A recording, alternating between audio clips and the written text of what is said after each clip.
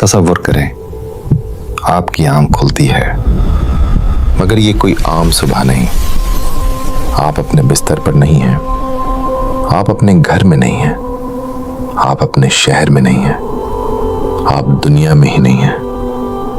آپ ایک ایسے میدان میں کھڑے ہیں جہاں انسانوں کا آغاز بھی موجود ہے اور انجام بھی. آدم علیہ السلام, نوح علیہ السلام, ابراہیم علیہ السلام, موسیٰ علیہ السلام, عیسیٰ علیہ السلام, محمد صلی اللہ علیہ وسلم اور ان کے بعد آنے والے اربوں انسان سب ایک ہی میدان میں جمع ہیں. نہ کوئی موبائل, نہ کوئی بینک اکاؤنٹ, نہ کوئی وکیل, نہ کوئی دوسرا موقع, صرف آپ اور آپ کی پوری زندگی. پھر اچانک فرشتوں کی ایک عظیم جماعت آتی ہے اور ایک اعلان ہوتا ہے, آج پوری انسانیت صرف 3 گروہوں میں تقسیم کی جائے گی. 3 گروہ اور صرف ایک فیصلہ جو ہمیشہ کے لیے ہوگا. سوال یہ نہیں ہوگا کہ آپ کتنے کامیاب تھے, سوال یہ نہیں ہوگا کہ لوگ آپ کے بارے میں کیا سوچتے تھے. سوال صرف یہ ہوگا, اللہ آپ کے بارے میں کیا فیصلہ فرماتا ہے. اور حیرت انگیز بات یہ ہے, سورۃ الواقعہ صرف قیامت کا منظر نہیں دکھاتی بلکہ آپ کو آج ہی بتا دیتی ہے کہ آپ اس دن کہاں کھڑے ہو سکتے ہیں. اگر آپ قرآن کی ایسی گہری, تحقیقی اور ایمان تازہ کرنے والی ویڈیوز پسند کرتے ہیں تو ابھی چینل سائنس اور سائنس کو سبسکرائب کریں, کیونکہ آج کی ویڈیو کے اختتام تک شاید آپ خود سے وہ سوال پوچھنے لگیں جو آپ نے پہلے کبھی نہیں پوچھا. اللہ تعالیٰ فرماتے ہیں, اذا وقعت الواقعہ لیس لوقعتها کاذبہ, جب وہ واقعہ واقع ہو جائے گا اس کے واقع ہونے میں کوئی جھٹلانے والا نہ ہوگا. امام ابن کثیر لکھتے ہیں, اللہ قیامت کو اس انداز میں بیان کر رہے ہیں جیسے وہ انسان کے سامنے کھڑی ہو. یہ صرف ایک پیش گوئی نہیں, یہ ایک آنے والی حقیقت ہے.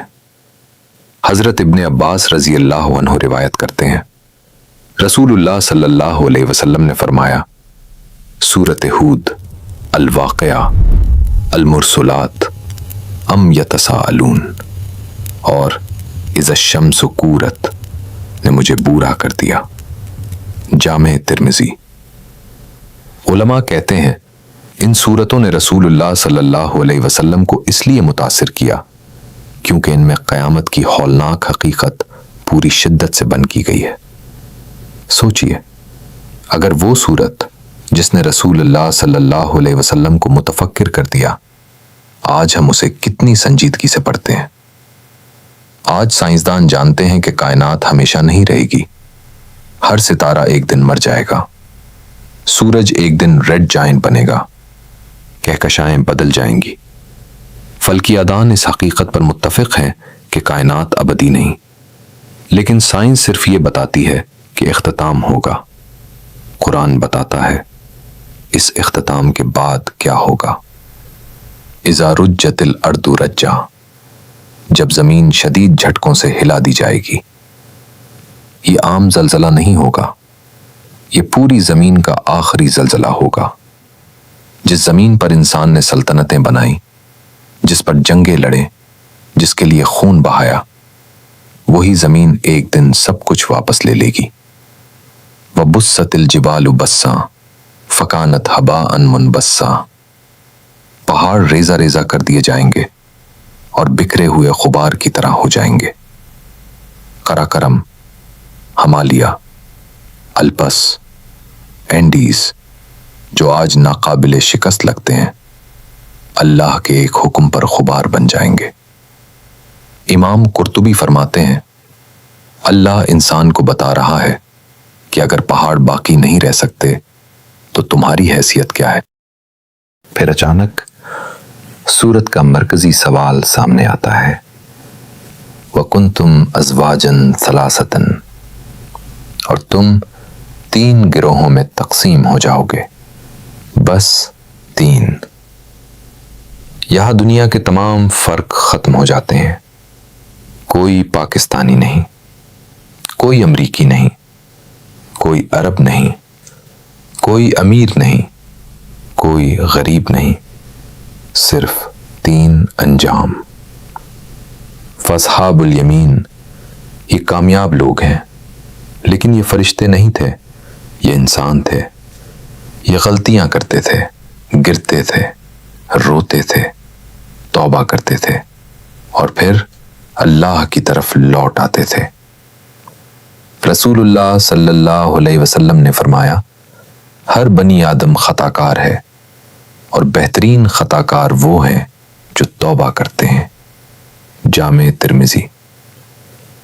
یہی اصحاب الیمین ہیں، کامل لوگ نہیں، واپس آنے والے لوگ. لوگ سمجھتے ہیں جنت کی سب سے بڑی نعمت محلات ہیں. نہیں، قرآن بتاتا ہے سب سے بڑی نعمت خوف کا ختم ہونا ہے، کیونکہ دنیا کا ہر انسان کسی نہ کسی خوف میں زندہ رہتا ہے. ناکامی کا خوف، بیماری کا خوف، موت کا خوف، تنہائی کا خوف. لیکن جنت خوف کے خاتمے کا نام ہے. پھر قرآن فرماتا ہے وَأَصْحَابُ الشِّمَالِ یہ وہ لوگ ہیں جنہوں نے دنیا کو مقصد سمجھ لیا.